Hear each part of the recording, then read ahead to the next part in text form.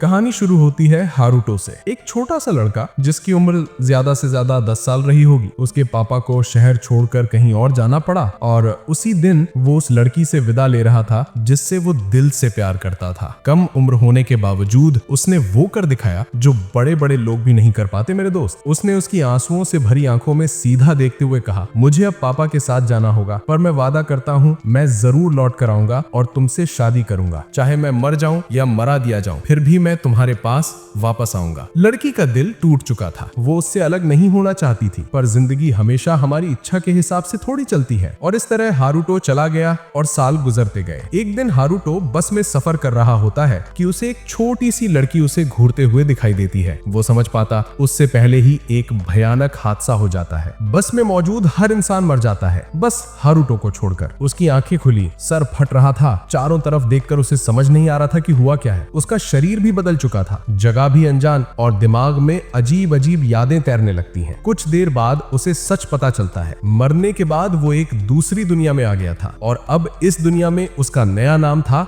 रियो। तभी कुछ मजदूर कमरे में घुसे। उनके हाथों में एक बोरी थी जिसमें खाना रखा हुआ था। वो लोग मजे से खाने लगे। भूखा रियो धीरे से पास आया तो उनमें से एक आदमी चिल्लाकर बोला, दूर हट, तेरी बदबू से खाना खराब हो रहा है। रियो मायूस होकर बाहर चला गया और जमीन पर पड़े कुछ फलों के टुकड़े उठाकर खाने लगा। लेकिन यादें उसे छोड़ ही नहीं रही थी। दो जिस्म, दो अलग अलग जिंदगियां एक ही आत्मा के अंदर टकरा रही थी। अपने आप को संभालते हुए वो बुदबुदाया, हारुतो अपने दुनिया में मर चुका है, अब मैं रियो हूँ और मुझे आगे बढ़ना है। मैं अपनी माँ का बदला कभी नहीं भूलूंगा। उसे याद था कैसे बचपन में उसकी माँ को उसके सामने ही मार दिया गया था। तभी कुछ लड़कियां वहां आईं, साफ सुथरे कपड़ों में। वो अपनी खोई हुई बहन को ढूंढ रही थी। उन्होंने रियो से पूछा कि उसने किसी लड़की को देखा है। रियो ने कहा, मुझे कुछ नहीं पता। पर लड़कियां उस पर यकीन नहीं करती और उसे गंदी गंदी बातें कहने लगती हैं। तभी एक सफेद बालों वाली लड़की आगे आती है। वो बहुत ही नर्म स्वभाव से कहती है, मेरी बहनों ने तुमसे जो कहा उसके लिए मुझे माफ करना। हम बस परेशान हैं क्योंकि हमारी बहन गायब है। मुझे तुमसे थोड़ी जानकारी चाहिए। रियो को उसका व्यवहार अच्छा लगा और वो उसे शांति से सब कुछ बता देता है। लड़की का नाम था सीलिया। वो अपनी जादुई शक्ति से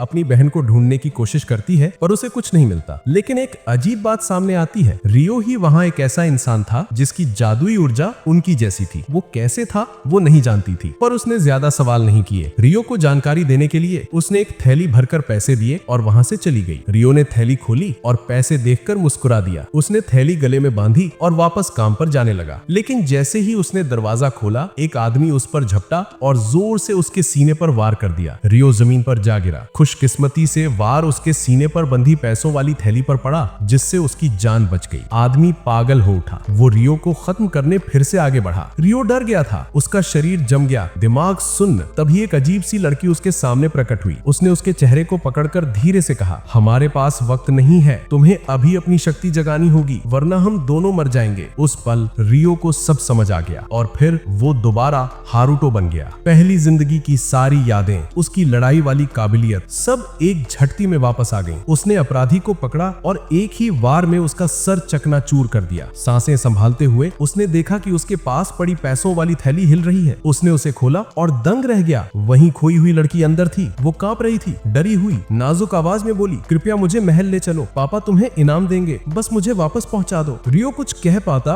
उससे पहले ही वो बेहोश होकर गिर पड़ी। रियो ने उस लड़की को अपने कंधे पर उठाया और उन लड़कियों को ढूंढने निकल पड़ा ताकि उसे सुरक्षित वापस कर सके। दूर से ही लड़कियों ने उसे देख लिया, लेकिन जैसे ही वो पास आया, उनमें से एक लड़की गुस्से से आगे बढ़ी और उसके चेहरे पर जोरदार थप्पड़ मार दिया। वो चिल्लाई, पहले तुमने झूठ बोला, कहा तुम्हें कुछ नहीं पता, और अब तुम उसे उठाकर ले जा रहे हो। तुमने ही इसे किडनैप किया है, इससे दूर हटो, इसे हाथ मत लगाना। रियो समझाने की कोशिश करता रहा, पर वो लड़की सुनने को तैयार ही नहीं थी। उसके दिमाग में तो बस यही था कि रियो ही गुनहगार है। उनकी लीडर ने तलवार निकालकर रियो की तरफ तान दी। वो बोली, पहले तुमने सब कुछ नकार दिया और अब इसे वापस लेकर आए हो। तुम हमारे साथ महल चलोगे, वहाँ तुम सब सच बताओगे। अगर तुम बेगुनाह निकले तो तुम्हें इनाम दिया जाएगा। रियो ने शांत होकर पूछा, और अगर मैं तुम्हारे साथ जाने से मना कर दूं तो? लड़की ने कहा, गलतफहमी में मत रहो, ये कोई निवेदन नहीं है, ये आदेश है। और इस तरह वो रियो को अपने साथ महल ले गई। उधर दूसरी तरफ पुलिस रियो की काम वाली जगह पर पहुंच चुकी थी। उन्होंने असली अपराधी को गिरफ्तार कर लिया। वो उससे पूछताछ करने वाले थे, तभी एक नकाबपोश आदमी वहां आया और बोला मिशन फेल हो गया है। उसने एक छोटा सा गैजेट दबाया और पलक झपकते ही अपराधी की मौत हो गई। नकाबपोश आदमी गायब हो गया और साफ था कि वो अब आगे कुछ बड़ा प्लान कर रहा था। महल में वनीसा ने प्रिंसेस फ्लोरा को उसके कमरे में ले जाकर उसकी देखभाल शुरू कर दी। वहीं रियो को जेल में डाल दिया गया पूछताछ के लिए। एक पहरेदार ने उसे जंजीरों से बांधते हुए कहा, ध्यान से सुन, या तो मान ले कि तूने ही प्रिंसेस को किडनैप किया है, वरना मैं तुझसे सब उगलवा लूंगा। लेकिन रियो बिल्कुल मासूम था। उसने साफ कहा, मैंने किसी को किडनैप नहीं किया है। गार्ड को विश्वास नहीं हुआ। उसने रियो की बेरहमी से पिटाई करनी शुरू कर दी। बार बार जवाब मांगता रहा। रियो चोटों से टूट चुका था, पर उसने झूठ बोलने से इनकार कर दिया। उसी समय प्रिंसेस फ्लोरा को होश आ गया। वनीसा उसके बगल में बैठी उसके जागने का इंतजार कर रही थी। जैसे ही फ्लोरा उठी, वनीसा ने उसे सब बता दिया। फ्लोरा घबरा कर चिल्लाई, तुमने उसे जेल में क्यों डाला? उसने मेरी जान बचाई है। उसे तुरंत यहाँ लेकर आओ, हमें उसे इनाम देना चाहिए। वनीसा भागते हुए जेल पहुंची और रियो की हालत देखकर सन्न रह गई। वो चिल्लाई, मैंने कहा था इसे नरमी से रखना, तुमने ऐसा क्यों किया? गार्ड बोला, ये जासूस है, इसी ने प्रिंसेस को किडनैप किया है। थोड़ा और समय दो, सब उगलवा लूंगा। वनीसा गुस्से से चीखी, अभी के अभी इसे छोड़ो, ये वही लड़का है जिसने प्रिंसेस को बचाया है। गार्ड हैरान रह गया। उसने रियो की जंजीरें खोल दी। वो अब भी गुस्से में था और किसी से बात नहीं कर रहा था, यहाँ तक कि सीलिया से भी नहीं। सीलिया ने अपनी जादुई शक्ति से उसकी चोटें ठीक करना शुरू कर दी। धीरे धीरे उसके घाव भरने लगे। कुछ देर बाद रियो बिस्तर पर जागा। हैरान था कि उसका दर्द लगभग गायब हो चुका है। सीलिया उसके पास बैठी थी। उसने नरमी से कहा, चिंता मत करो, अब तुम सुरक्षित हो। 2 दिन बाद राजा खुद तुम्हारे सम्मान में समारोह रखेंगे और कल जो कुछ हुआ उसके लिए मैं सच में माफी मांगती हूँ। ऐसा फिर कभी नहीं होगा। रियो ने हल्की सी मुस्कान दी और कहा, कोई बात नहीं, लेकिन जब मैं राजा से मिलने जाऊंगा मुझे तुम्हारी मदद चाहिए होगी। मुझे ठीक से बोलना सिखा दो, मैं कोई गलती नहीं करना चाहता। सीलिया ने उसकी बात मान ली और जैसे ही उसने रियो को उठाने के लिए हाथ बढ़ाया, रियो के दिल में एक अजीब सी खुशी दौड़ गई, जैसे उसकी पूरी दुनिया एक पल में चमक उठी हो। कुछ ही दिनों बाद राजा ने एक भव्य समारोह में रियो को सम्मानित किया और उसे आधिकारिक रूप से नोबेल अकेडमी में दाखिला दे दिया। माहौल शांत, शानदार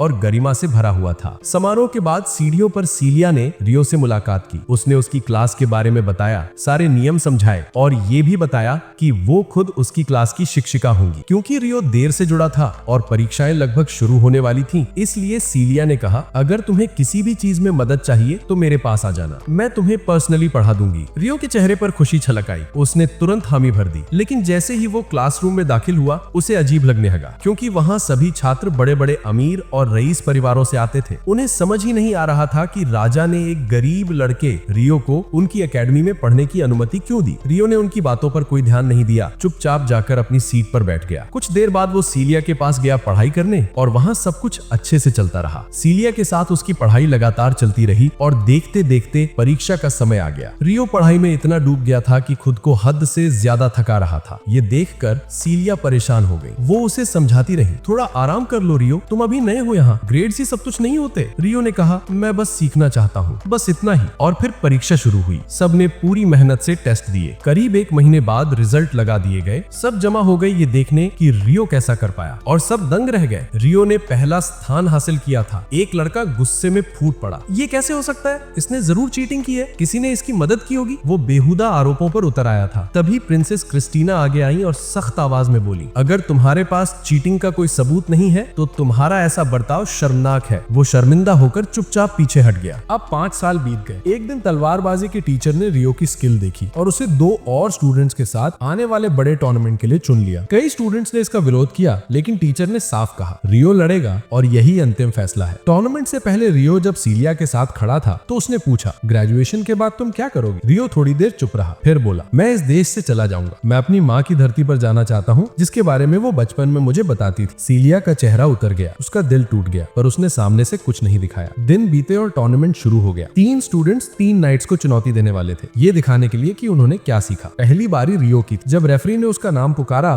तो एक दूसरा स्टूडेंट उसे चिढ़ाते हुए बोला, कोशिश करना कि हमें शर्मिंदा मत कर देना, जल्दी हार जाना और स्टेज से उतर जाना। रियो ने उसे अनदेखा किया और एरिना में कदम रख दिया। रेफरी ने उसके अपोनेंट को बुलाया, चार्ल्स आगे आओ। रियो ने तुरंत उसे पहचान लिया। ये वही आदमी था जिसने रियो पर पहली बार किले में शक किया था और उसकी वजह से चार्ल्स की रैंक गिर गई थी। राजा ने उसे सजा भी दी थी, इसलिए वो आज भी रियो से नफरत करता करता था। सिग्नल मिलते ही चार्ल्स ने हमला शुरू कर दिया, तूफान की तरह वार पर वार। रियो को सांस लेने तक का मौका नहीं दे रहा था। दर्शक सोच रहे थे कि रियो अब हार जाएगा, लेकिन तभी रियो ने अचानक पलटवार किया और चार्ल्स का हथियार गिरा दिया। रेफरी हैरान रह गया और बोला, विजेता रियो। चार्ल्स कांपते हुए चीखा, मैं बस अपना पूरा दम नहीं लगा रहा था, मुझे एक और मौका दो। रेफरी ने डांटते हुए कहा, बस करो, तुम सबके सामने हारे हो, अपनी हार स्वीकार करो। चार्ल्स मजबूरी में चुपचाप चला गया। सीलिया और टीचर खुशी से झूम उठे और भीड़ रियो की स्किल देखकर दंग रह गई, सिर्फ चार्ल्स को छोड़कर। उसी रात चार्ल्स अकेले बैठा शराब पी रहा था। वो बड़बड़ा रहा था, ये लड़का, ये मुझे मेरी सबसे काली याद दिलाता है। हर बार इसे देखकर मुझे अपमान महसूस होता है। मैं इसका चेहरा फिर कभी नहीं देखना चाहता। उसका साथी बोला, तुम इसे कब से जानते हो? चार्ल्स ने जवाब दिया, 5 साल पहले जब प्रिंसेस फ्लोरा का किडनैप हुआ था, उसी ने उसे बचाया था। और जब मैंने उसकी पूछताछ की, मुझे लगा वो झूठ बोल रहा है, तो मैंने उसे छुपा दिया था। राजा ने मुझे इसी बात पे सजा दी थी। वो आदमी सुनकर चुप हो गया और रियो के बारे में शक उसके दिल में बढ़ने लगा। उसे लगने लगा कि शायद रियो ही वो इंसान है जिसने असली अपराधी को मारा था और शायद वो रॉयल फैमिली के लिए खतरा भी हो सकता है। उधर सीलिया एक पेड़ के नीचे रियो का इंतजार कर रही थी। तभी एक और लड़की आई और उसने रियो से प्यार का इजहार कर दिया। रियो ने कोई जवाब नहीं दिया, लड़की चली गई। पर सीलिया ये सब देख चुकी थी और उसके दिल पर गहरा असर पड़ा। शायद वो सच में रियो को दिल से चाहने लगी। कुछ समय बाद जब सीलिया स्टूडेंट्स के ग्रेजुएशन फॉर्म्स देख रही थी, उसे पता चला कि रियो ने अभी तक अपना फॉर्म जमा नहीं किया है। उसे शक हुआ, शायद रियो इस किंगडम में रुकने का कोई इरादा ही नहीं रखता है। ये सोचकर उसके दिल में उदासी भर गई। नया सेमेस्टर शुरू हुआ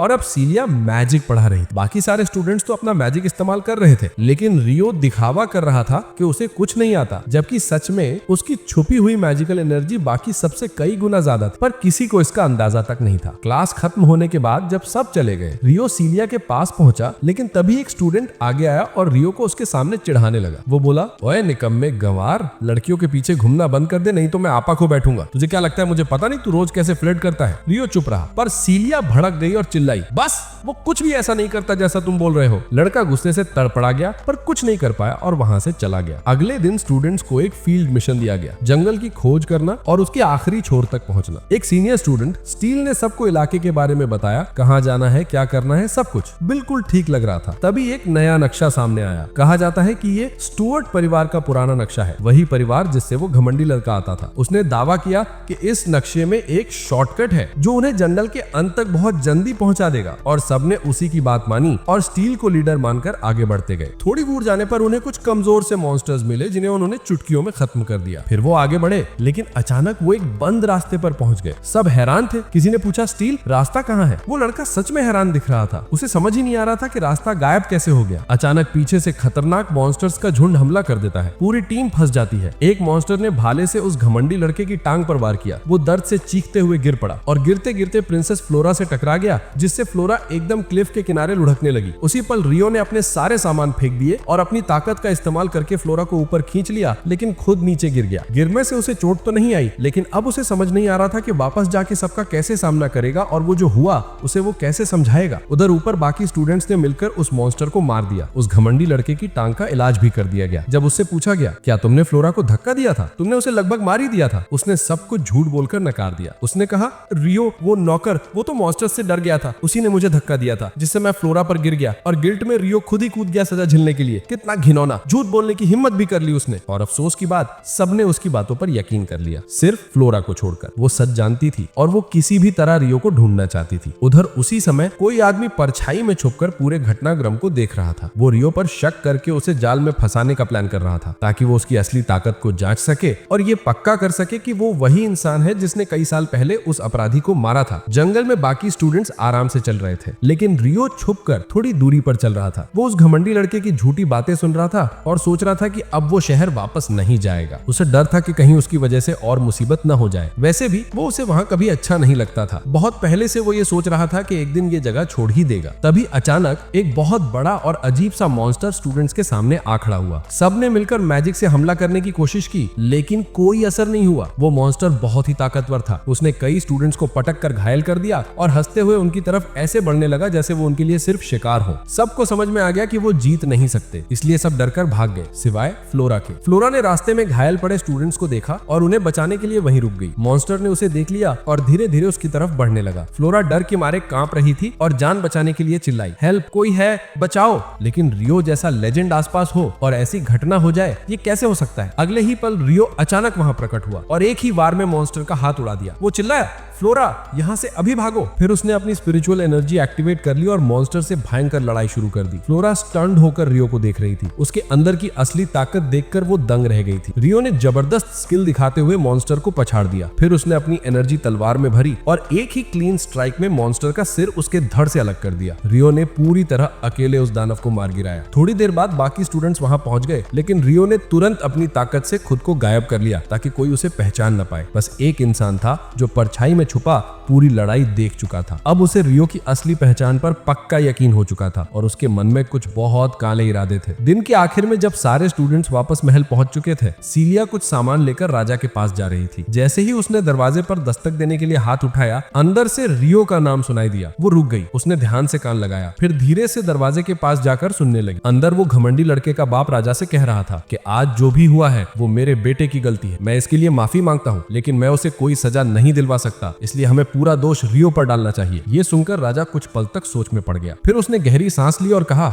जब तक एक आम लड़के पर इल्जाम डाला जाए कोई फर्क नहीं पड़ता। रॉयल फैमिली और स्टुअर्ट फैमिली को कमजोर नहीं दिखना चाहिए। राजा ने कहा, जो करना है करो, और उसके चेहरे पर एक घिनौनी मुस्कान थी, जैसे उसे पहले से पता हो कि वो क्या करने वाला है। सीलिया ये सब सुनकर डर गई। उसका दिल रियो के लिए घबराने लगा और वो सीधा लाइब्रेरी की तरफ भागी। कुछ देर बाद रियो भेस बदलकर लाइब्रेरी आए ताकि जाने से पहले आखिरी बार गुड बाय बोल सके। सीलिया उसे देखते ही उसकी तरफ भागी और उसे कसकर पकड़ लिया। उसके शरीर को चेक किया कि कहीं वो घायल तो नहीं है। जब उसे यकीन हो गया कि रियो ठीक है, तब उसने उसे बैठाया। रियो ने सारी बातें डिटेल में बताई। सच्चाई सुनकर सीलिया का गुस्सा फट पड़ा, पर वो करे भी तो क्या। रियो ने कहा, मैं अब इस शहर में नहीं रुक सकता, मुझे तुरंत निकलना होगा, और क्योंकि तुम मेरी जिंदगी की सबसे प्यारी इंसान हो, इसलिए मैं तुमसे मिलने आया था, गुड बाय बोलने। सीलिया ये सुनकर उदास हो गई। वो बोली, अपना ख्याल रखना, मैं तुम्हारे लेटर्स का इंतजार करूंगी, बस मुझे ज्यादा इंतजार मत करवाना। रियो बोला, ठीक है, पर मैं लेटर्स एक नया नाम लिखकर भेजूंगा, हरुतब, ताकि कोई शक न करे। Good bye सीलिया। सीलिया फिर से दौड़कर उससे लिपट गई। मैं तुम्हारा इंतजार करूंगी, उसने धीरे से कहा। रियो चला गया और सीलिया की आंखों में आंसू आ गए। वो खुद को रोक नहीं पा रही थी। वो उनके बिताए हर पल को याद कर रही थी और अकेली बैठकर रोने लगी। रियो जंगल के रास्ते नागुमो सिटी की तरफ निकल पड़ा। रास्ते में वो आर्सलिन सिटी पहुंचा और थोड़ा आराम करने और खाना खाने लगा। वहां उसने वांटेड पोस्टर्स देखे और राहत की सांस ली। उसका नाम लिस्ट में नहीं था। वो एक रेस्टोरेंट में गया, लेकिन उसे महसूस हुआ कि कोई उसे देख रहा है। उसने मुड़कर देखा, कोई नहीं था। वो आगे ही बढ़ रहा था कि पीछे से किसी ने चिल्लाया, रामेन। रियो चौंक गया। रामेन यहाँ? उसे भरोसा ही नहीं हो रहा था। वो बैठा,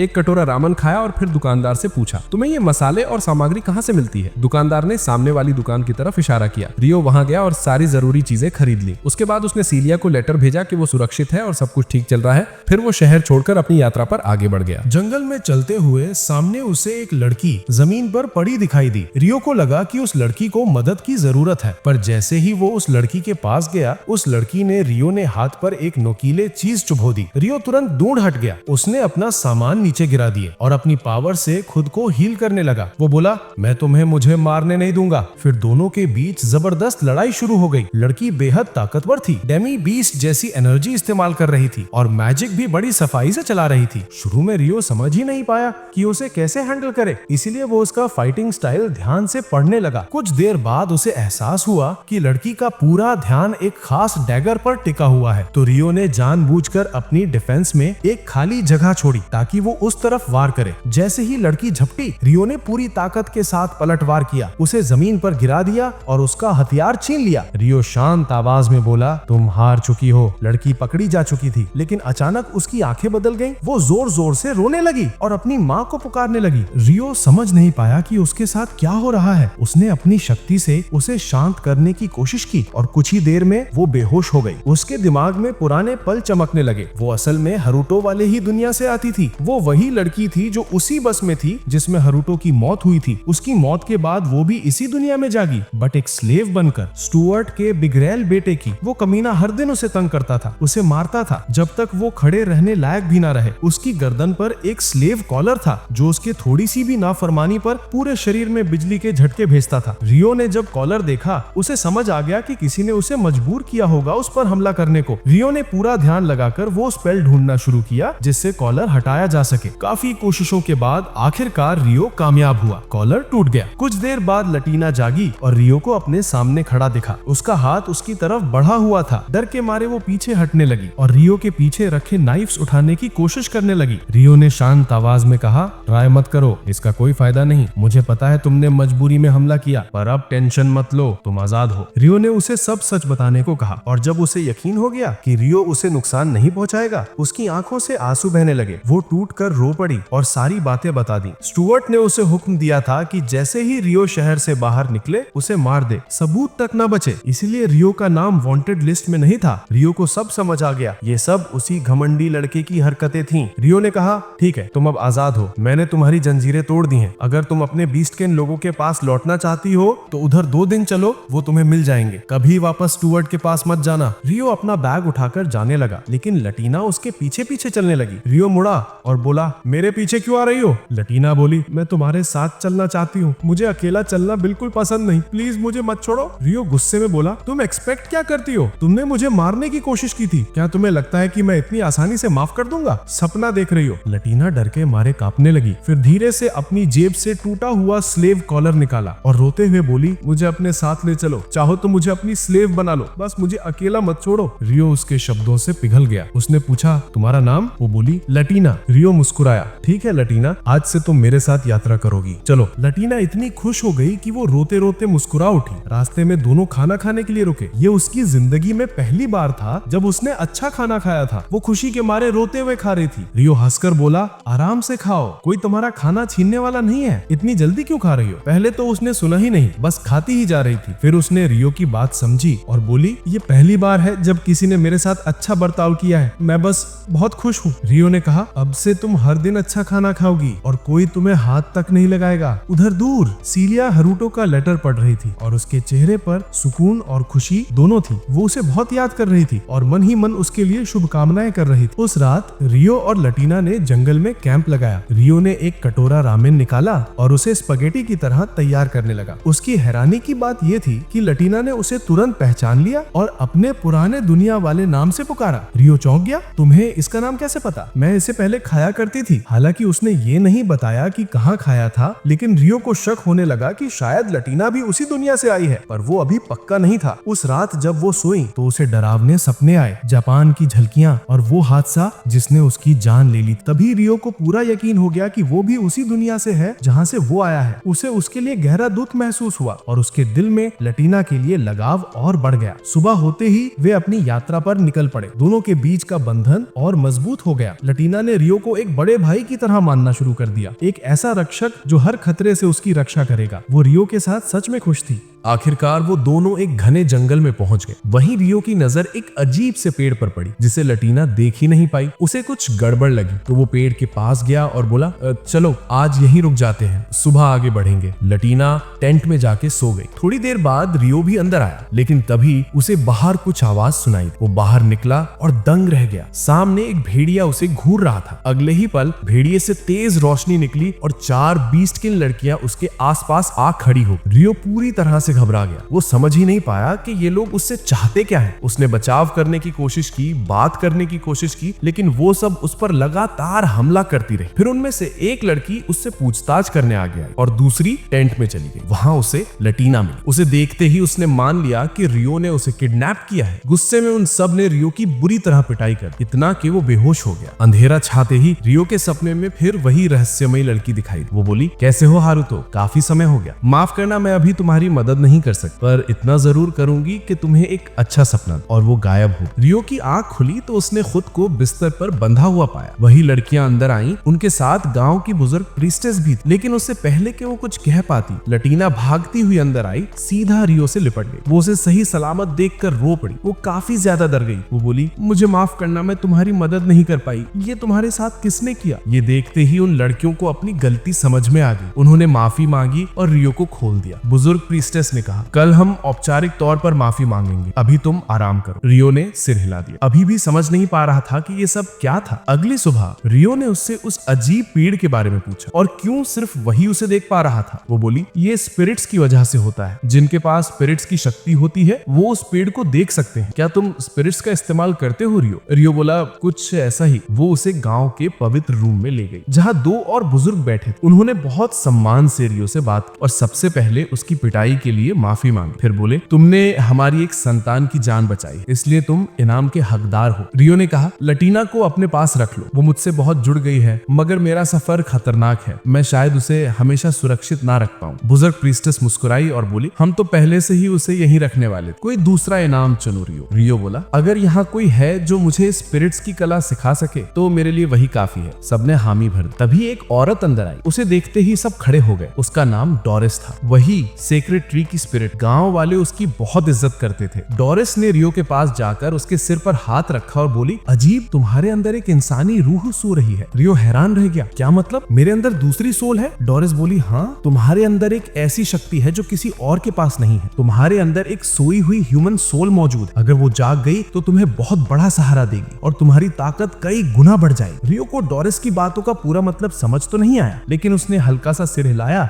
और बोला, ठीक है। दिन बीतते गए और रियो ने गांव में अपनी कड़ी ट्रेनिंग शुरू कर दी। वो अपनी स्पिरिचुअल एनर्जी को मजबूत बनाने की कोशिश कर रहा था। जंगल में मौजूद हर किसी की गाइडेंस में वो नई नई स्किल सीख रहा था। उधर लटीना अब 3 डेमी ह्यूमन लड़कियों के साथ साफ सुथरे घर में रहती थी। उसकी आंखों में पहली बार सच्ची खुशी दिखाई दे रही। इसी बीच एक अपराधी एक छोटे लड़के के साथ गुफा की तरफ जाता हुआ देखा गया। गुफा के सामने आकर उसने लड़के से कहा, यहीं रुको, मैं अंदर एक काम करके तुरंत वापस आता हूँ। कुछ ही मिनटों में वो बाहर आया। उसके हाथ में एक ड्रैगन एग था। लड़का घबरा गया और पूछ बैठा, आपने इसे क्यों लिया? वो आदमी बोला, ये तेरी चिंता की बात नहीं है, मैं इस पर कुछ एक्सपेरिमेंट्स करूंगा, बस इसे उठाए रखना, शहर तक साथ लेके जाना है। लड़का मान तो गया, लेकिन उसकी बेचैनी साफ दिख रही। वो डरते हुए बोला, अगर ड्रैगन्स आ गए तो? हमने उनका अंडा क्यों उठाया? वो आदमी शैतानी हंसी हंसा, आराम कर, हम काफी दूर आ चुके हैं। लेकिन जैसे ही उसने पीछे देखा, उसकी हंसी गायब हो गई। गुस्से से भरे दर्जनों ड्रैगन्स सीधे उसी दिशा में उड़ रहे थे। उसी वक्त रियो और लटीना को गांव के ऑफिशियल मेंबर के रूप में स्वीकार कर लिया गया था। डोरिस ने खुद उन्हें बिलोंगिंग का सील दिया था। उनके सम्मान में बड़ी धूमधाम से जश्न मनाया जा रहा था। लटीना अब पूरी तरह वहां घुल मिल गई थी और अपनी नई जिंदगी को दिल से पसंद करने लगी। ये सब देखकर रियो ने तय कर लिया कि अब वो उसे अपने जाने का फैसला बता देगा। दूसरी तरफ अपराधी और उसका साथी जंगल के पास एक जगह पर रुके। आदमी बोला, आज रात यहीं रुकते हैं, ये गोली खा लो, मैं आसपास का इलाका देख कर आता हूँ। लड़के ने गोली तो ले ली, मगर उसके चेहरे पर डर साफ दिख रहा था। आदमी ने मैजिक का इस्तेमाल किया और आसमान की तरफ उड़ गया, सीधे ड्रैगन्स के नेस्ट की तरफ। वो बड़बड़ाया,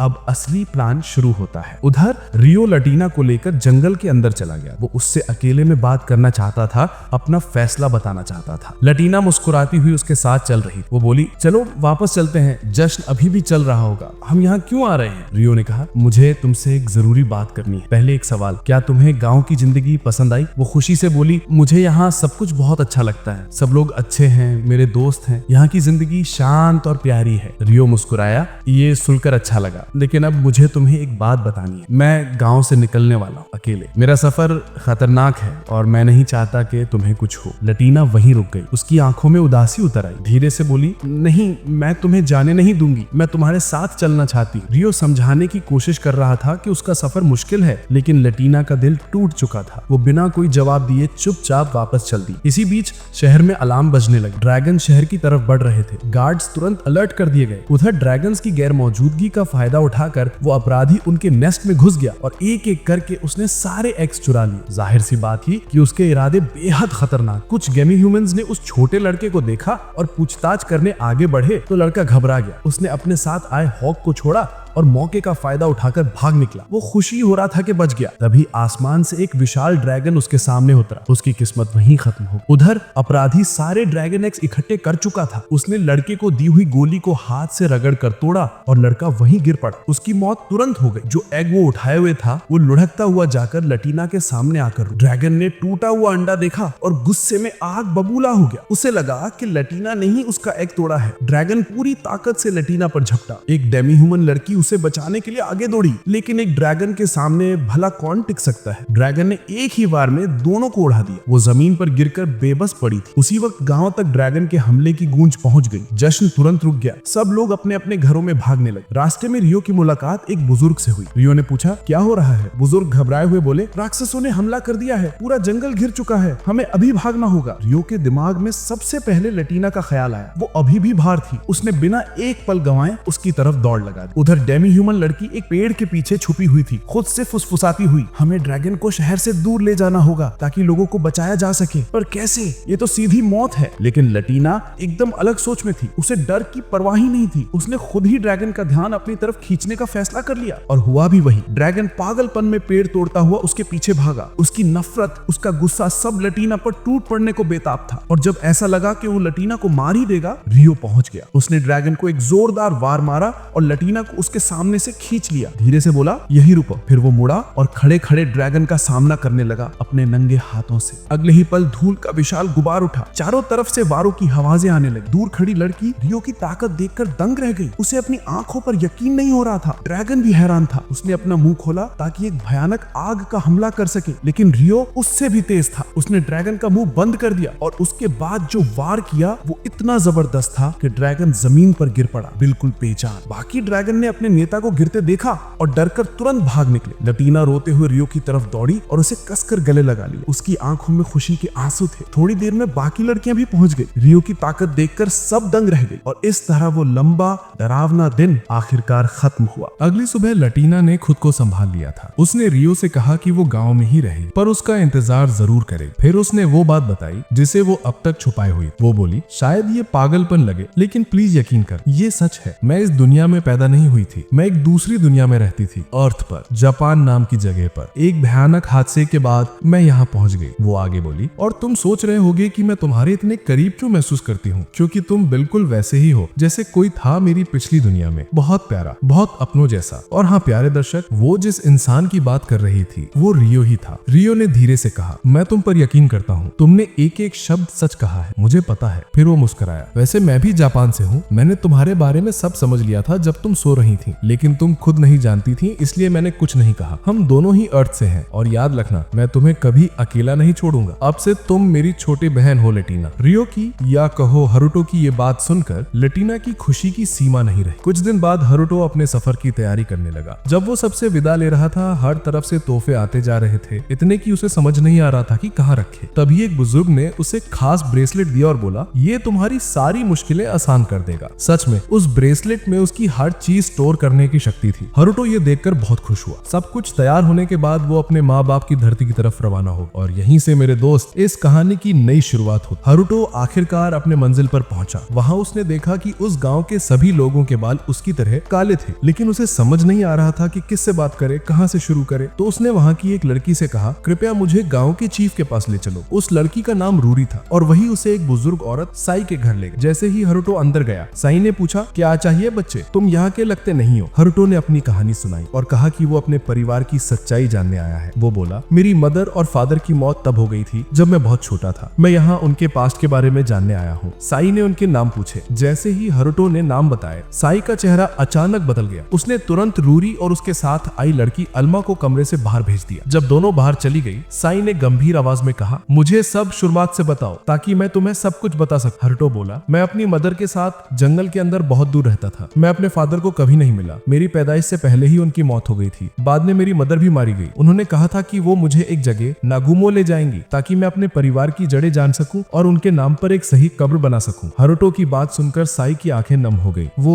हल्का मुस्कुराई और बोली, चिंता मत करो, मैं उन्हें अच्छी तरह जानती थी। वे दोनों मेरे बहुत करीब थे। हरुटो हैरान होकर बोला, आप उन्हें कैसे जानती थी? साई ने धीरे से कहा, क्योंकि तुम्हारे फादर मेरे बेटे थे बच्चे और तुम मेरे ग्रैंडसन हो। हरुटो, ये सुनकर हरुटो हैरान रह गया। साई ने कहा कि उन्होंने उस समय दोनों की नकली कब्रें बनवा दी थी ताकि लोग समझें कि वे मर चुके हैं और उनका पीछा करना छोड़ दें, क्योंकि उन्होंने एक बड़ा अपराध किया था और पूरा गांव उनके पीछे पड़ा था। वो हरुटो को उन कब्रों के पास ले गई। साई के चेहरे पर गहरी उदासी थी। उसने कहा, बाकी कहानी बताने का अधिकार सिर्फ एक व्यक्ति को है, मैं नहीं। इसके बाद वो वापस घर चली गई और हरुटो कब्रों के सामने बैठकर अपने माता पिता के लिए प्रार्थना करता रहा। रात में वो घर लौटा, कपड़े बदले और सो गया। अगली सुबह माहौल हल्का फुल्का था। हरुटो खाना बना रहा था और मजाक कर रहा था। कुछ देर बाद उसकी मुलाकात शिन नाम के लड़के से हुई। दोनों तुरंत अच्छे दोस्त बन गए और साथ में शिकार पर निकल पड़े। हरुटो बेहद कुशल था। उसके सामने जो भी आया वो पकड़ लेता। शिन मुश्किल से ही कुछ पकड़ पाया। शाम को हरुटो के कपड़े गंदे थे तो उसने अपनी पावर से एक बाथ बनाया। नहा के बाहर निकला तो रूरी और अल्मा ने उसे देखा और दंग रह गई। उन्होंने पूछा, तुम इतने साफ कैसे हो गए? अंदर क्या किया? हरुटो ने बात का मतलब समझाया। दोनों खुशी खुशी अंदर भागी और उसे आजमाने लगी। अगले दिन हरुटो और साई बात कर रहे थे कि अचानक बाथरूम की तरफ से शोर सुनाई दिया। वहाँ एक आदमी जॉन और शिन में बहस हो रही थी। जॉन चिल्ला रहा था, बाथरूम के पास क्या कर रहा है? मेरी बहन को पटाने आया है क्या? निकल जा यहाँ से हरामी। जॉन लड़कियों को परेशान कर रहा था। शिन गुस्से में उसे मारने बढ़ा, लेकिन जॉन ने आसानी से उसका हाथ पकड़ लिया और उसका गला दबाने लगा। तभी साई ने कठोर आवाज में कहा, बस हो गया जॉन, अगर तुम पड़ोसी गांव के चीफ के बेटे ना होते तो मैं तुम्हें अभी के अभी कैद कर देती। जॉन ने घमंड में कहा, अरे मेरा कार्ड टूट गया था इसलिए यहाँ रात गुजारने आया था। यही है तुम्हारा मेहमान नवाजी का तरीका? वो ताना मारते हुए वहां से चला गया। पास से गुजरते समय उसने हरुटो को पैर अड़का के गिराने की कोशिश भी की। पर क्या सच में तुम्हें लगता है हरुटो गिर जाता? नहीं, उल्टा जॉन ही लड़खड़ा कर गिर गया और उसकी बुरी तरह बेइज्जती हो गई। थोड़ी देर बाद टैक्स ऑफिसर गांव पहुंचा और उसने भी यही रात बिताने का फैसला किया। हरुटो ट्रेनिंग कर रहा था और रूरी और अल्मा उसकी ताकत दूर से उसे देखकर हैरान थी। उन्होंने पूछा, तुम रोज ऐसे ट्रेनिंग क्यों करते हो? आखिर ये सब किस लिए करते हो? हरुटो को अपना पुराना प्यार याद आ गया, वो लड़की जिससे उसने कभी वादा किया था, चाहे मैं मर भी जाऊं मैं तुम्हारी रक्षा हमेशा करूंगा। हरुटो बोला, बात लंबी है पर सुनो, जब मैं छोटा था मुझे एक लड़की से बहुत प्यार था। उसे सुरक्षित रखने के लिए स्ट्रॉन्ग बनने का मैंने उससे वादा किया था। वो अब कहाँ है, जिंदा भी है या नहीं, मुझे कुछ नहीं पता, पर मैंने ट्रेनिंग कभी नहीं छोड़ी क्योंकि मुझे लगता है हमारा वादा अब भी जिंदा है। चाहे हम कितनी भी दूर हों, एक दिन हम जरूर मिलेंगे। ये सुनकर दोनों लड़कियां अंदर तक इमोशनल हो गईं और उनके मन में हारुको के लिए रिस्पेक्ट और बढ़ गई। रात को आल्मा को जॉन से डर लगने लगा तो वो रूरी के कमरे में जाकर सो गई। जब हारुतो को पता चला तो उसने उन्हें एक मैजिकल स्टोन दिया और कहा, इसे अपने कमरे में रख लेना, कुछ भी हुआ तो मुझे तुरंत पता चल जाएगा और मैं तुम्हारी रक्षा करने आ जाऊंगा। उन्होंने पत्थर कमरे में रख दिया। उधर रात के अंधेरे में जॉन और उसके साथी दोनों लड़कियों के कमरे में घुसने की प्लानिंग कर रहे थे। जब सब लोग सो चुके थे, जॉन धीरे धीरे उनके कमरे की तरफ बढ़ा। रूरी की आंख खुली और उसने देखा कि जॉन उसके बिल्कुल सामने खड़ा है। उसके मुंह पर हाथ रखकर जॉन फुसफुसाया, आवाज मत करना। तभी आल्मा भी उठ गई। जॉन ने धमकाया, अगर एक शब्द भी निकला ना तो पहले इसे मारूंगा, फिर तुम्हारी बारी होगी। पर क्या जॉन सच में ये सब कर सकता था जबकि हारुतो जिंदा है? उसी पल हारुतो वहां तूफान की तरह घुसा। उसने जॉन के सारे आदमियों को पल भर में मारकर ढेर कर दिया। जैसे ही हारुतो की नजर रूरी और आल्मा पर पड़ी, उसे अपनी माँ की मौत का दृश्य याद आ गया। वो दहाड़ा, ये क्या कर रहे हो तुम? जॉन ने लड़ने की कोशिश की पर हारुतो ने पीछे घूमकर उसका गला पकड़ लिया और गुर्राया। मैंने पूछा, ये क्या कर रहे हो? जॉन की फटकर हाथ में आ चुकी थी। हारुतो ने गुस्से में उस पर लगातार मुक्के बरसाए, एक के बाद एक उसके सिर पर, बिना रुके बिना सोचे। उसका गुस्सा किसी को भी डरा देता। रूरी और आल्मा भी उसकी ताकत देखकर हैरान रह गई। जॉन लगभग मरने ही वाला था कि तभी टैक्स ऑफिसर दौड़कर आया और उसने हारुतो का हाथ पकड़ लिया। उसने कहा, अगर तुमने एक मुक्का और मारा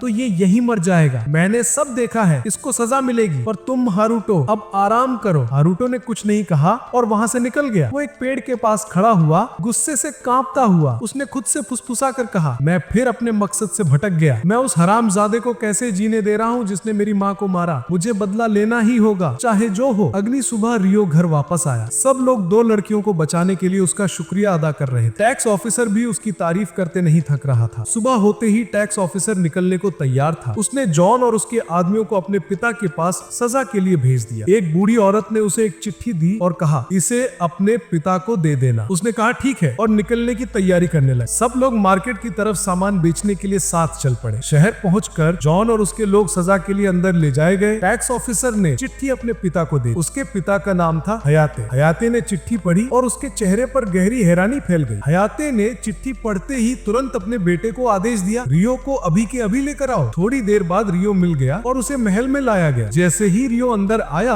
और उनके सामने बैठा, हयाते उसे हैरानी से देखते ही रह गए। उसने कहा, मुझे अपनी आंखों पर यकीन नहीं हो रहा। रियो, तुम बिल्कुल उसी की तरह लगे हो। रियो चौंक गया, किसकी तरह? आप किस बारे में बात कर रहे हैं? हयाते ने गहरी सांस ली और शुरू से कहानी सुनानी शुरू कर दी। तुम्हारी माँ रॉयल फैमिली की थी, मैं उसका सेवक था और उसकी सुरक्षा की जिम्मेदारी भी मेरी ही थी। एक दिन जब मैं सिपाहियों को ट्रेन कर रहा था, तभी एक अजीब सा आदमी आया। वो बहुत ताकतवर था, इतनी शक्ति कि उसने बैटलफील्ड पर अकेले ही दुश्मनों को खत्म कर दिया। हमारी सारी जीतें उसी की वजह से थी। मैंने उसकी ताकत मापने के लिए उसे 1-on-1 बैटल का चैलेंज दे दिया, पर उसने मुझे 2 सेकंड में हरा दिया। उसी दिन से मैंने फैसला किया कि वही राजकुमारी का रक्षक बनेगा। तुम्हारी माँ रियो। धीरे धीरे दोनों करीब आने लगे और एक दिन राजकुमारी उस पर दिल हार बैठी। लेकिन एक रॉयल मीटिंग के दौरान एम्परर का बेटा राजकुमारी को देख बैठा और उसकी खूबसूरती पर फिदा हो गया। रात में उसने अपने आदमी को भेजा राजकुमारी को उठा कर लाने के लिए, पर तुम्हारे पिता ने उसे रोक लिया और एक ही वार में मार डाला। ये खबर सुनकर एम्परर का बेटा पागल हो गया। उसने धमकी दी, मुझे प्रिंसेस से शादी करनी है, नहीं तो देश में युद्ध छेड़ दूंगा। कोई रास्ता चाहता नहीं था, इसलिए किंग ने तुम्हारे माँ बाप को गांव से दूर भाग जाने में मदद की ताकि वो इन खूनी शिकारियों की नजर से बच सके। वो दोनों भारी दिल से वहाँ से निकल गए। रियो पूरी कहानी सुन रहा था, उसकी आंखें गम और गुस्से से जलने लगी। हयाते ने आके कहा, अब मैं चाहता हूँ कि तुम राजा और रानी से मिलो। मैंने उन्हें तुम्हारे बारे में सब बता दिया है और अभी उनकी सबसे बड़ी इच्छा है तुम्हें देखना। रियो, क्या तुम मेरे साथ चलोगे? रियो ने बिना सोचे कहा, हाँ मैं चलूंगा। दोनों पैलेस के अंदर पहुंचे। राजा और रानी वहीं बैठे थे और जैसे ही रियो को देखा उनकी आंखों में आंसू आ गए। वो यकीन ही नहीं कर पा रहे थे कि उनका पोता उनके सामने खड़ा है। रियो ने झुककर नमस्ते किया और वो उनसे प्यार से बात करने लगे। फिर दादा ने रियो से कहा, हमें अपनी पूरी कहानी सुनाओ शुरू से, ताकि हम समझ सकें कि तुमने क्या क्या सहा है। रियो ने धीमे से बोलना शुरू किया, जब मैं छोटा था मैं अपनी माँ के साथ खुशी से रहता था। हम गरीब थे पर हर दिन अच्छा गुजरता। फिर एक दिन मेरे पिता का पुराना दोस्त लूसियस हमारे घर आया। उसने आते ही मुझे पैर से ठोकर मारी और कोई अजीब सी दवाई पीने लगा। माँ दौड़कर आई और पूछा, क्या कर रहे हो? उसने रोकने की कोशिश की लेकिन लूसियस ने उस पर हमला कर दिया और मेरी आंखों के सामने मेरी माँ को मार डाला। मैं जम गया था, हिल भी नहीं पाया। मुझे तो ये भी समझ नहीं आया कि उसने ऐसा क्यों किया, पर मैं कसम खाता हूँ जिस दिन वो मुझे दोबारा मिलेगा मैं उसे नहीं छोड़ूंगा। अपनी माँ का बदला लेकर ही दम लूंगा। किंग और क्वीन ये सब सुनकर टूट गए। उन्होंने पूछा, रियो, क्या तुम अब भी इसी रास्ते पर चलना चाहते हो? क्या तुमने कभी इसे छोड़ने के बारे में सोचा है? रियो ने दृढ़ आवाज में कहा, हाँ, इस रास्ते में अंधेरा है, दर्द से भरा है, पर यही मेरा रास्ता है। जब तक उस कुत्ते को नहीं मार दूंगा जिसने मेरी माँ का खून किया, मैं चैन से नहीं बैठूंगा। दादा ने उसकी हिम्मत देखकर कहा, शानदार, पर तुम्हारी ताकत को सच में परखना है, इसलिए मैं चाहता हूँ कि तुम हयाते के साथ एक लड़ाई करो। उसे आज तक सिर्फ तुम्हारे पिता ने हराया है। अब मैं देखना चाहता हूँ कि क्या तुम सच में बदला लेने का हक रखते हो या नहीं। रियो ने कहा, मैं स्वीकार करता हूँ। सब ट्रेनिंग अरीना की तरफ बढ़े। हयाते ने अपनी बाहें ऊपर की और पूरी ताकत से रियो पर हमला कर दिया। वो सोच रहा था कि रियो एक कमजोर सा लड़का है, पर उसे क्या पता था कि रियो उसे बच्चों की तरह हरा देगा। देखने वाले सभी लोग हैरान रह गए। लेजेंडरी हयाते रियो के सामने टिक ही नहीं पा रहा था। हयाते पीछे हट गया। वो अपनी अल्टीमेट टेक्निक इस्तेमाल करने की तैयारी करने लगा। हयाते को लगा था कि उसका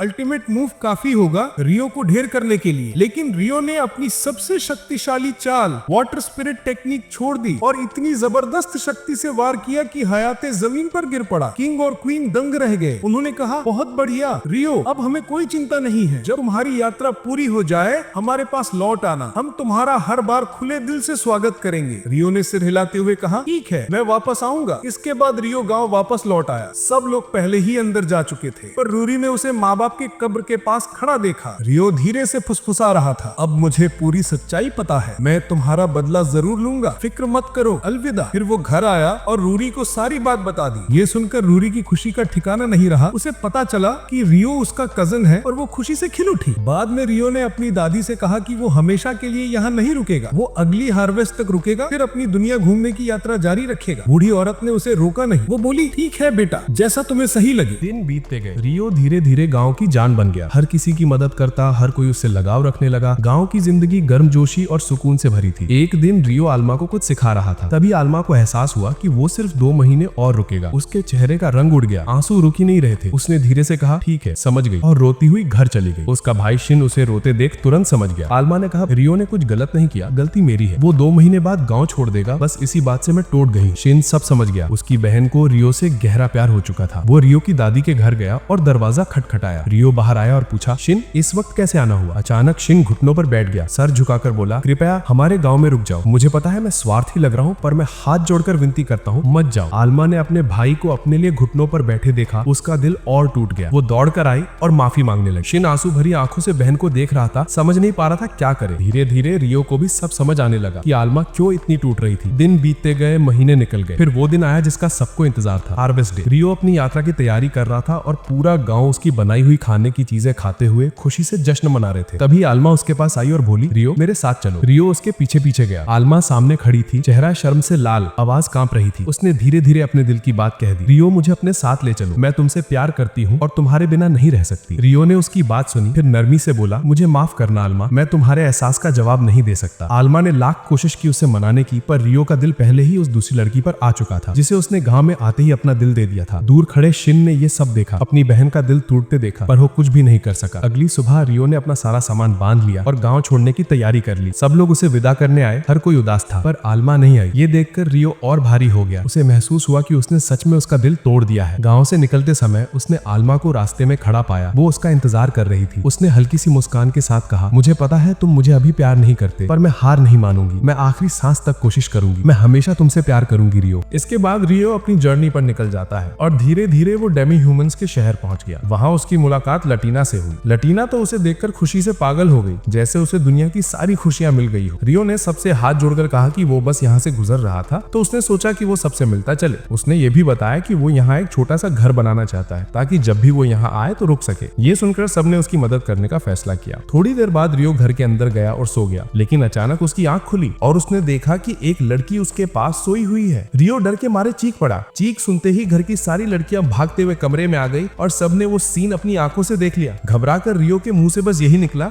मैं कुछ नहीं जानता, प्लीज गलत मत समझना। सब लड़कियां एकदम हैरान थी, उनके समझ में कुछ नहीं आ रहा था कि ये हो क्या रहा है। तभी वो लड़की खुद बोल पड़ी, हाँ वो वही स्पिरिट थी जिससे रियो ने बचपन में कॉन्ट्रैक्ट किया था, जिसने एक बार उसकी जान भी बचाई थी, पर अब उसको कुछ भी याद नहीं था। उसकी मेमोरी बिल्कुल जा चुकी थी। रियो ने उसे एक नाम दिया, लीटिया, और बोला चलो मेरे साथ चलो, हम डोरिस के पास जाएंगे, शायद वहीं से पता चले तुम क्या हो। फिर रियो और लीटिया विलेज एल्डर्स के पास गए, सब लोगों से मिले। थोड़ी देर बाद डोरिस वहां आई और उसकी एनर्जी चेक करने लगी। उसने उससे काफी सारे सवाल किए, पर लीटिया को कुछ याद नहीं था, वो बस चुपचाप बैठी रही। फिर डोरिस ने पूछा कौन कौन सी एलिमेंट्स यूज कर सकती हो। लीटिया ने सीधे कॉन्फिडेंस में जवाब दिया, सब। डोरिस हिल गई, सब मतलब सारे? तुम मजाक कर रही हो क्या? पर लीटिया ने फिर कहा, हाँ सब। ये सुनकर डोरिस ने रियो को कहा कि चलो उसकी पावर्स टेस्ट करते हैं। दोनों बाहर आए और टेस्ट स्टार्ट हुआ। पहले रियो ने क्लोज कॉम्बैट ट्राई किया, पर लीटिया भी उसके हर मूव का जवाब देती चली गई। वो लड़ तो रही थी, लेकिन लग रहा था उसे डर है कि कहीं रियो को चोट ना लग जाए। फिर उसने सारे एलिमेंट्स यूज करना शुरू किया और तब सबको समझ आ गया कि वो मजाक नहीं कर रही थी। वो सच में हर एलिमेंट कंट्रोल कर सकती थी, वो भी जबरदस्त स्पिरिचुअल पावर के साथ। एक पल के लिए तो वो आंखों से गायब तक हो गई। इससे पहले की लड़ाई की वजह से कुछ नुकसान होता, डोरिस ने बीच में आकर फाइट रोक दी। उसके बाद डोरिस ने सबको स्पिरिट्स के बारे में डिटेल में समझाया और सब लोग वहां थोड़ी देर रुककर एक दूसरे की एबिलिटी समझते रहे। दिन गुजरते गए, महीने बीत गए। फिर रियो ने डिसाइड किया कि अब उसे आगे बढ़ना चाहिए। गांव वाले ने उसे कुछ गिफ्ट्स दिए, एक हेयर पिन जो उसका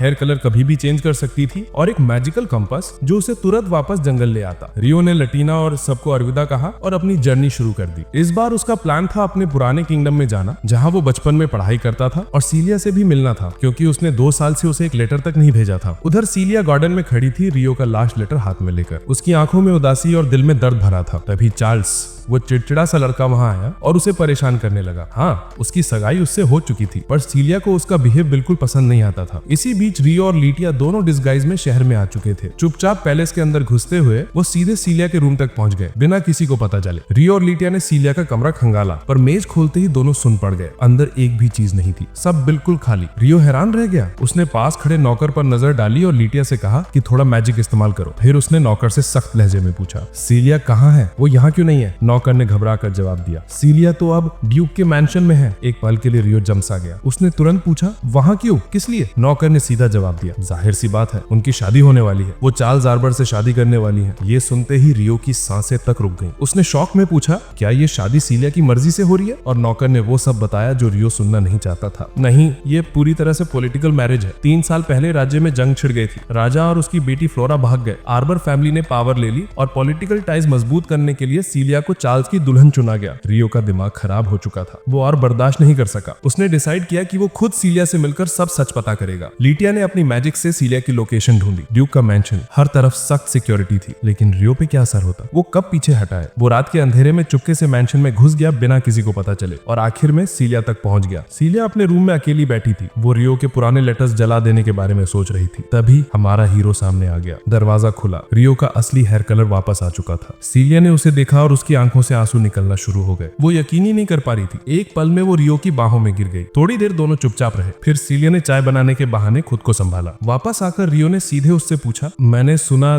तुम कल शादी कर रही हो। मैं तुम्हें परेशान नहीं करना चाहता और ना ही मैं उस आदमी को नीचा दिखाना रहूं, पर सीलिया, चार्ल्स तुम्हारे लायक नहीं है, तुम जानती हो ना? सीलिया आंसुओं को रोककर बोली, हाँ कल शादी है, मुझे पता है तुम्हारी उसके साथ पुरानी यादें ठीक नहीं है, लेकिन रियो मैं बड़ी हो गई हूँ, शादी की उम्र हो चुकी है और मुझे शादी करनी पड़ेगी। रियो ने पूछा, तुम श्योर हो? सच में तुम उस आदमी के साथ जीना चाहती हो? सीलिया रुक गई और फिर फूट फूट कर रो पड़ी। उसने डर और दर्द में पूछा, और अगर मैं मना कर दूं तो क्या तुम मुझे ले जाओगे? क्या तुम मुझसे शादी करोगे? क्या तुम मुझे यहाँ से लेकर और भाग जाओगे? एक पल बाद वो खुद ही कहने लगी, नहीं भूल जाओ जो मैंने बोला, तुम जाओ, पकड़े गए तो मुश्किल हो जाएगी। रियो को समझ नहीं आ रहा था वो ऐसा बिहेव क्यों कर रही है। उसने काफी पूछा पर सीलिया सिर्फ एक ही बार बात कह रही थी, लीव, और रियो चला गया, सिर्फ उलझन और दर्द लेकर। वहां बाहर रियो आयशा के साथ खड़ा था। उसके चेहरे पर गुस्से, दर्द और बेचैनी का साफ असर दिखाई दे रहा था। वो किसी भी कीमत पर सच पता करना चाहता था। अगली सुबह शादी का दिन आ गया। सीलिया शादी के लिए तैयार हो रही थी। उसकी आंखों में दर्द साफ दिख रहा था। उधर चार्ल्स एक बदनाम क्रिमिनल के साथ खड़ा था। दोनों मिलकर एक सीक्रेट अलायंस बना चुके थे ताकि रॉयल फैमिली को गिराकर राज्य पर कब्जा कर सके। वही क्रिमिनल एक स्पिरिचुअल प्रेजेंस फील कर रहा था, पर समझ नहीं पा रहा था वो कहां से आ रही है। जब सीलिया तैयार होकर बाहर निकली, चार्ल्स ने उसका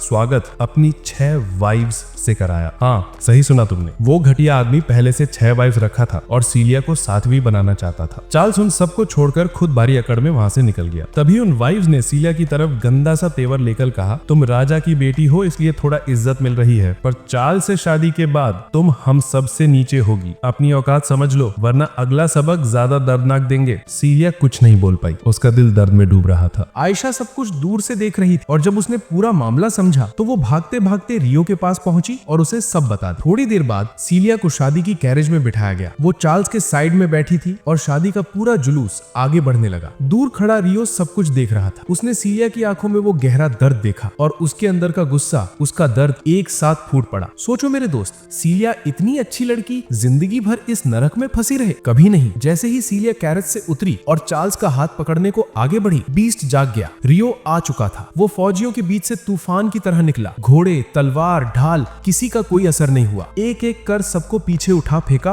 और सीधा चार्ल्स के सामने जा पहुंचा। एक भयानक पंच चार्ल्स के मुंह पर मारा, फिर एक डैगर उठाया और उसे सीलिया की गर्दन पर रखकर बोला, कोई भी हिला, एक कदम भी पास आया तो ये मरी जाएगी। सीलिया समझ ही नहीं पाई रियो ऐसा क्यों बिहेव कर रहा है। तभी रियो ने टेलीपैथी से उसके दिमाग में कहा, शांत हो जाओ, मैं किसी को नुकसान पहुंचाने नहीं आया, ना मैं तुम्हें जबरदस्ती ले जाने आया हूँ। मुझे सिर्फ तुम्हारी असली इच्छा जाननी है। अगर तुम ये शादी किसी मजबूरी में कर रही हो तो बस एक शब्द कहो, मैं सब संभाल लूंगा। पर अगर तुम वाकई चार्ल्स से शादी करना चाहती हो तो मैं ये सब छोड़कर यहाँ से चला जाऊंगा। बस बताओ सीलिया, तुम चाहती क्या हो? सीलिया की सांसें रुक गईं, दिमाग ब्लैंक, पर दिल सच जानता था। उसने हिम्मत जुटाकर कहा, मुझे ले जाओ, मैं उस कुत्ते से शादी नहीं करना चाहती। रियो मुस्कुराया, जैसा तुम चाहो। उसने सीलिया को अपनी बाहों में उठाया, चार्ल्स की तरफ घिन से देखा और चिल्लाया, सुन ले कुत्ते, आज मैं तेरी दुल्हन को तेरी ही शादी वाले दिन तेरी आंखों के सामने ले जा रहा हूँ और तू कुछ नहीं कर सकता। इसके बाद वो वहां से चला गया, सीलिया को बाहों में लिए हुए। सीलिया का दिल खुशी से भर चुका था। उससे यकीन ही नहीं हो रहा था कि वो आखिर बच गई। उसका परिवार पीछे से पुकार रहा था, अंदर से डरा हुआ कि उनकी बेटी कहीं खतरे में ना हो। पर जब उसके बाप ने सीलिया की आंखों में देखा, उसने समझ लिया कि अब कुछ बड़ा होने वाला है। उधर वो क्रिमिनल समझ चुका था कि रियो स्पिरिट मैजिक यूज कर रहा है। उसने पहले भी एक लड़के में ये मैजिक महसूस की थी और अब वो साइंस जोड़कर पक्का हो गया ये वही आदमी है। वो तुरंत रियो पर एक जबरदस्त अटैक करता है। रियो ने वो वार रोक लिया और सीलिया को लेकर भागना शुरू कर दिया। फौजियों ने उसका पीछा किया, सड़कें बंद कर दी गईं, गलियां घेर ली गईं, पर रियो एक पतली सी गली में घुस गया। वहां उसने सीलिया को आयशा के हवाले किया, इसे लेकर भाग जाओ, मैं तुम दोनों को ढूंढ लूंगा। आयशा बिना एक सेकंड सोचे सीलिया को लेकर भाग गई। रियो वापस सोल्जर्स को डिस्ट्रैक्ट करने बाहर आया। सारे फौजी उस पर टूट पड़े, तलवारें, भाले, ढाल,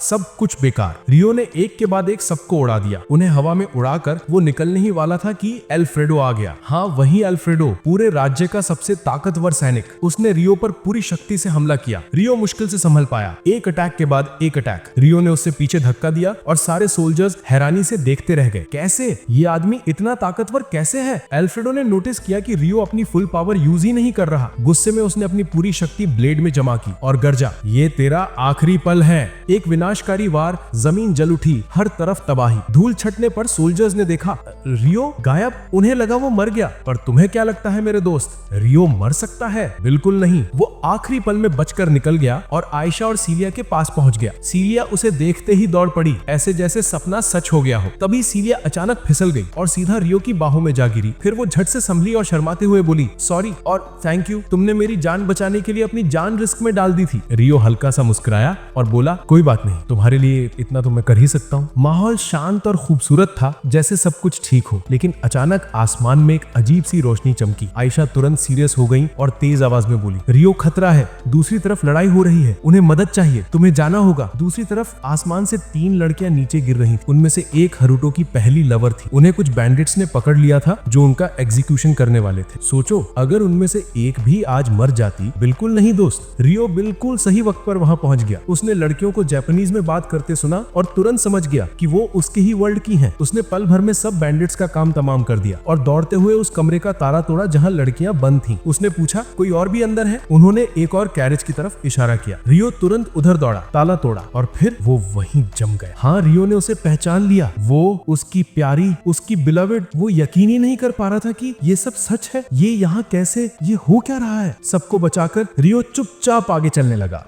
सबको बचाने के बाद रियो ग्रुप के साथ आगे चलता रहा और आयशा से बोला, काम हो गया। जिनको बचाने को तुमने कहा था मैंने सबको सुरक्षित रख लिया। आयशा ने कहा कि वो जल्द ही उससे फिर मिलेगी। अगली बार मैं सीलिया को भी साथ लेकर आऊंगी। तभी मिहारू ने रियो की तरफ देखा और दिल से बोली, हमें बचाने के लिए शुक्रिया। जिस पर रियो बोला, मैंने बस अपना काम किया, शुक्रिया कहने की जरूरत नहीं। फिर मिहारू ने खुद का ठीक से परिचय देना शुरू किया। रियो के दिल में हल्की बेचैनी थी। उसे डर था कि अगर उसने अपना असली नाम बता दिया तो मिहारू को उनके बचपन की बातें याद ना आ जाए। लेकिन आखिर में उसने फैसला किया और बोला, मेरा नाम रियो है और अभी हालात ऐसे हैं कि मेरा कोई फैमिली नेम नहीं है। नाम सुनते ही मिहारू के चेहरे पर हल्का सा हैरानी वाला भाव आ गया। उसे उस लड़के की याद आई जिसे उसकी बड़ी बहन कभी पसंद करती थी। वही लड़का जो उनसे एक दिन अलविदा कहकर चला गया था। लेकिन उसे अब भी पता नहीं था कि उसके सामने खड़ा यही रियो वही पुराना रियो है। फिर मिहारू ने उस लड़की का परिचय करवाया जो उसके साथ थी। उसका नाम चुन था। रियो तुरंत समझ गया कि वो मिहारू की छोटी बहन है, वही लड़की जो उससे 3 साल छोटी थी और जिसे उसने मोहल्ला छोड़ते वक्त आखिरी बार देखा था। तभी मिहारू का छोटा भाई भी वहां आ गया और उसने भी अपना नाम बताया। रियो थोड़ा हैरान हुआ क्योंकि उस लड़के का मिहारू वाले सरनेम से कोई मैच नहीं था। उसने मन ही मन समझ लिया कि शायद मिहारू की माँ ने उसके पिता के बाद किसी और से शादी कर ली होगी। कुछ देर बाद मिहारू ने रियो से पूछा कि इस दुनिया के लोग जापान से अलग भाषा क्यों बोलते हैं। रियो ने बस इतना कहा कि ये मामला थोड़ा बड़ा है, वो उसे बाद में सब समझा देगा। चलते चलते रियो अचानक एक जगह रुक गया। उसने अपनी शक्ति पर ध्यान लगाया और देखते ही देखते उनके सामने एक विशाल सा पत्थर का घर खड़ा हो गया, जैसे किसी बड़े पत्थर को खोखला करके बनाया गया हो। सब लोग हैरान रह गए। उनकी समझ से बाहर था कि ये हुआ कैसे। रियो मुस्कुराते हुए बोला, बाहर से भले ये पत्थर जैसा लगे लेकिन अंदर पूरा रहने लायक घर है। तभी आयशा वहाँ प्रकट हुई और उसके साथ सीलिया भी थी। सीलिया ने रियो को देखते ही घबरा कर उसकी तरफ भागते हुए पूछा कि वो ठीक है या नहीं। जब उसे यकीन हो गया कि रियो सुरक्षित है और उसने सबको बचा लिया है तो उसके चेहरे पर सुकून और खुशी आ गई। रियो ने मिहारू और बाकी ग्रुप का परिचय सीलिया से करवाया। सीलिया अचानक चौंक गई क्योंकि वो लोग उसी भाषा में बात कर रहे थे जिसमें रियो पहली बार उससे मिलने पर कर रहा था। उस वक्त सीलिया एक भी शब्द नहीं समझ पा रही थी। तभी आयशा आगे आई और उसने सबके माथे पर हल्के से टच किया। उन्हें थोड़ी सी मैजिकल शक्ति दी ताकि वो एक दूसरे को समझ सके। उसने बताया कि ये मैजिक सिर्फ कुछ समय तक ही काम करेगा, फिर खत्म हो जाएगा। इसके बाद रियो ने सबको अंदर आने को कहा। बाहर से भले घर चट्टान जैसा दिख रहा था लेकिन अंदर पूरा खुला खुला, साफ सुथरा और रहने लायक बना हुआ था। उसने उन्हें बाथरूम दिखाया ताकि वो नहा धोकर फ्रेश हो सके। उधर रियो उनके छोटे भाई के साथ बैठकर खाने पीने का सादा सा सामान बना रहा था। खाना बनाते समय वो उसे इस दुनिया के बारे में और अब तक जो कुछ हुआ था सब धीरे धीरे समझाता रहा। उधर दूसरे कमरे में आयशा मिहारू को अपने बारे में ज्यादा गहराई से बता रही थी कि वो एक स्पिरिट है और रियो से बंधी हुई है। उसकी पूरी मौजूदगी रियो से जुड़ी हुई है। फिर आखिर में सब लोग मेज के आसपास आकर बैठे और रियो ने असली सच बताना शुरू किया। रियो ने बताया कि जो कुछ भी उन्होंने झेला वो सब समनिंग मैजिक का नतीजा था। उसने समझाया कि ये जादू बहुत ही कम लोग कर सकते हैं और इसे करने में इंसान को अपनी लगभग सारी मैजिकल एनर्जी झोंकनी पड़ती है, तभी वो किसी को एक दुनिया से दूसरी दुनिया में भेज सकता है। इसका मतलब साफ था, जिसने मिहारू और बाकियों को समन किया है उसकी ताकत इंसानों जैसी बिल्कुल नहीं थी। या तो वो इंसान नहीं था या फिर उस लेवल की पावर किसी इंसान के बस की बात नहीं थी। मिहारू ने चिंता में उसकी तरफ देखा और पूछा, क्या कोई तरीका है कि हम वापस अपनी दुनिया लौट सके? रियो ने ईमानदारी से जवाब दिया, अभी पक्का नहीं कह सकता लेकिन मैं अपनी पूरी ताकत लगा दूंगा। किसी भी हाल में तुम्हें वापस भेजने का रास्ता ढूंढूंगा। फिर रियो ने अपना थोड़ा सा राज भी खोल दिया। वो भी जापान से ही आया था लेकिन उसके साथ फर्क ये था कि वो अपनी असली बॉडी में इस दुनिया में नहीं आया था। वो यहाँ एक न्यू बॉर्न बच्चे के शरीर में जागा था और तब से उसने यहाँ बिल्कुल नई जिंदगी जी है। इसलिए उसने कहा कि उनके अपने घर वापस जाने की संभावनाएं उससे कहीं ज्यादा थी। तभी सीलिया भी बातचीत में शामिल हुई। उसने बताया कि इस दुनिया से पहले उसने एक पुरानी दंत कथा सुनी थी जिसे वो पहले मजाक समझती थी, लेकिन अब उसे यकीन हो रहा था कि शायद वो सच हो। सीलिया बोली, 1000 साल पहले राजाओं और डीमंस के बीच बहुत लंबी लड़ाई चली थी। ये युद्ध सालों तक चलते रहे जब तक कि राजाओं ने 6 हीरोज को नहीं चुना और उन्हें पूरी दुनिया चलाने की ताकत नहीं दी। रियो ने कहा कि ये लेजेंड शायद आज जो कुछ हो रहा है उससे सीधा जुड़ा हुआ है, लेकिन मिहारू ने एक और बात बताई। इस दुनिया में आने से पहले वो कुछ और लोगों के साथ थी, पर उसे नहीं पता कि वो लोग भी यहाँ आए या नहीं। मिहारू ने रियो से पूछा, क्या वो भी आ सकते हैं? रियो ने कहा, संभव है, लेकिन अभी बस एक संभावना है, पक्का कुछ नहीं कह सकता। उस रात आयशा ने रियो से पूछा कि क्या वो उसके पास सो सकती है। उसने समझाया कि उसकी मैजिकल पावर पूरी तरह रियो से बंधी हुई है और उसकी मौजूदगी भी रियो के एनर्जी पर टिकी हुई है, इसलिए उसके लिए रियो के पास रहना सबसे अच्छा था, खासकर सोते वक्त। लेकिन रियो ने साफ मना कर दिया। उसे लगा कि ये सही नहीं होगा। रियो की गंभीरता देखकर आयशा चुप हो गई। आखिर में उसने मिहारू के पास जाकर सोने का फैसला किया, ये कहते हुए कि उसकी मैजिक बहुत कमजोर है और मिहारू के पास रहने से शायद उसे थोड़ा फायदा महसूस होगा। रात को सब अपने अपने जगह पर सो गए। अगली सुबह रियो एकदम अलग ही सोचों में खोकर उठा। वो खुद से कह रहा था, मैंने कभी नहीं सोचा था कि मैं मिहारू से इस दुनिया में फिर मिलूंगा। अगर उसे पता चल गया कि मैं वही रियो हूँ, वही लड़का, वही हारुतो जिसे वो पहले जानती थी, तो न जाने वो कैसे रिएक्ट करेगी। लेकिन सच्चाई ये है कि अब मैं हारुतो नहीं हूँ। हारुतो मर चुका है और यहाँ मैं रियो के नाम से जी रहा हूँ, और जब तक मैं अपने परिवार के कातिल को नहीं ढूंढ लेता, मेरा रास्ता यही है। इतने में सीलिया अंदर आई और बोली, मैं लौटने के बाद तुमसे ठीक से बात नहीं कर पाई, लेकिन आज मुझे कुछ सवाल पूछने हैं। तुम्हारे अंदर बहुत राज छुपे हुए हैं। तुम आयशा से कैसे मिले? तुम इस दुनिया की भाषा कैसे बोल लेते हो? और ऐसा लग रहा था जैसे मिहारू और उसके भाई बहनों को तुम पहले से जानते हो। रियो ने जवाब दिया, मैं सब बताऊंगा। सच ये है कि मैं इस दुनिया का नहीं हूँ। मैं दूसरी दुनिया में मरने के बाद यहाँ आया था। जब तुमने मुझे पहली बार देखा था तब मेरे पास पिछली जिंदगी की सारी यादें थी। तब मेरा नाम हारुतो था और मैं 20 साल का था जब वो सब हुआ। ये सुनकर सीलिया दंग रह गई। वो बोली, इसीलिए तभी मुझे लगा था कि तुम्हारे अंदर कुछ अलग है। तुम हमेशा अपनी उम्र से ज्यादा समझदार लगते थे, जैसे तुमने किसी और से कहीं लंबी जिंदगी जी हो। यही बात तुम्हें बाकी सबसे अलग बनाती थी। रियो ने आगे कहा, संयोग से मिहारू और उसके भाई बहन भी यहीं पहुंचे, और वो भी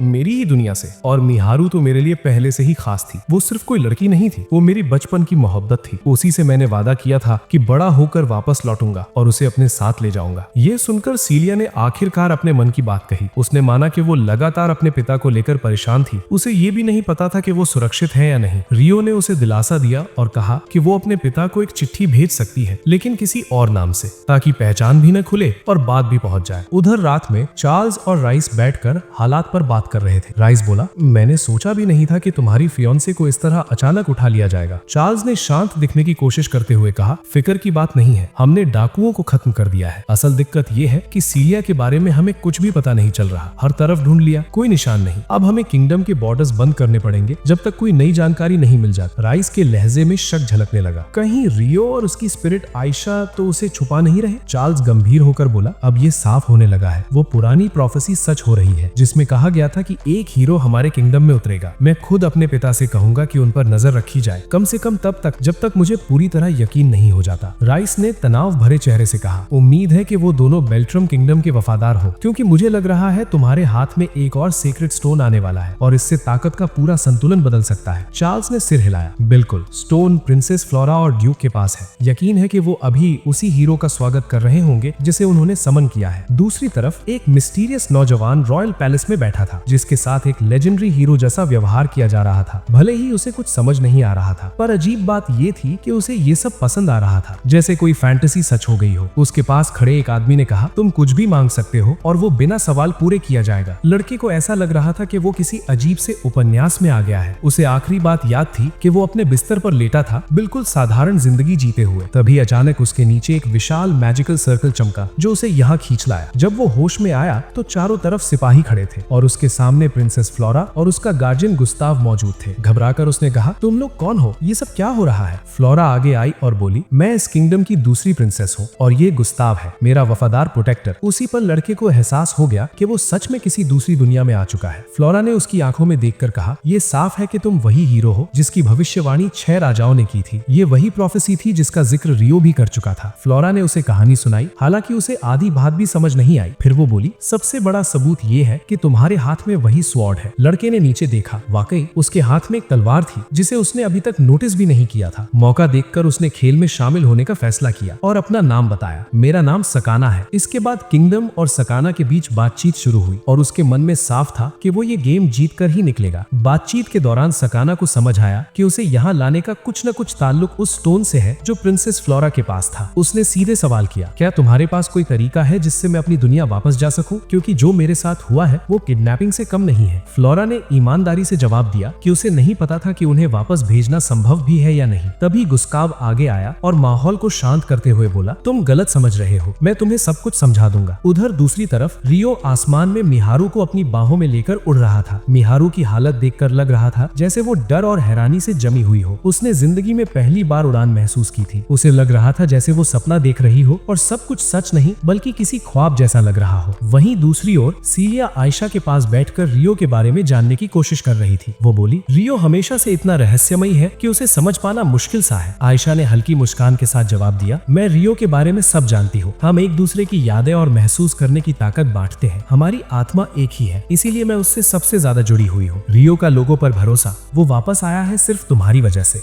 तुम ही पहली थी जिसने उसकी मदद के लिए हाथ बढ़ाया था। इतने में रियो और मिहारू किंगडम के पास पहुंच गए। नीचे उतरने से पहले रियो ने अपने बालों का रंग बदल लिया ताकि कोई उसे पहचान न सके। फिर उसने एक मैजिकल नेकलेस निकाला और बाकी लोगों को देते हुए कहा कि वो भी इससे अपने बालों का रंग बदल सकते हैं ताकि बिना शक के आराम से इधर उधर घूम सके। सब बाजार में उतरे और घूमना शुरू किया। कपड़े खरीदे, जरूरी चीजें खरीदी। मिहारू तो जैसे खुशियों से भरी हुई थी। उसे यकीन ही नहीं हो रहा था कि वो सच में ये सब देख रही है या सपने में जी रही है। घर लौटकर रियो ने मिहारू को बैठाकर बताया कि उसने उनके खोए हुए दोस्तों को काफी दूर दूर तक खोजा था पर उनका कोई निशान नहीं मिला। उसने ये भी समझाया कि सबसे बड़ा शक इसी बात पर जा रहा है कि शायद उनके दोस्त भी उसी प्रोफेसी के 6 हीरोज में शामिल हो जिन्हें दूसरी दुनिया से समन किया गया था। मिहारू ये सुनकर हिल गई। उसके मन में डर घुस गया कि न जाने उनके दोस्त सुरक्षित है या नहीं या उनका क्या हाल हुआ होगा। अगली सुबह रियो ने वहाँ से निकलने का फैसला किया। उसने सबको अलविदा कहा और आयशा को जिम्मेदारी दी कि घर पर सबका अच्छे से ध्यान रखना और फिर अपनी खास तकनीक का इस्तेमाल करके वो एक पल में आंखों के सामने से गायब हो गया, टेलीपोर्ट होकर। जैसे ही वो स्पिरिट विलेज पहुंचा, उसके कदम जमीन पर पड़े ही थे कि लटीना वहां आ गई। शायद उसने रियो की एनर्जी दूर से ही महसूस कर ली थी। उसे देखकर लटीना की आंखें खुशी से चमक उठी। थोड़ी देर में बाकी सारी लड़कियां भी बाहर आ गईं। सब रियो की तरफ दौड़ती हुई आई, इतनी खुश कि जैसे उनकी जिंदगी की सबसे प्यारी चीज फिर से उनके सामने लौट आई हो।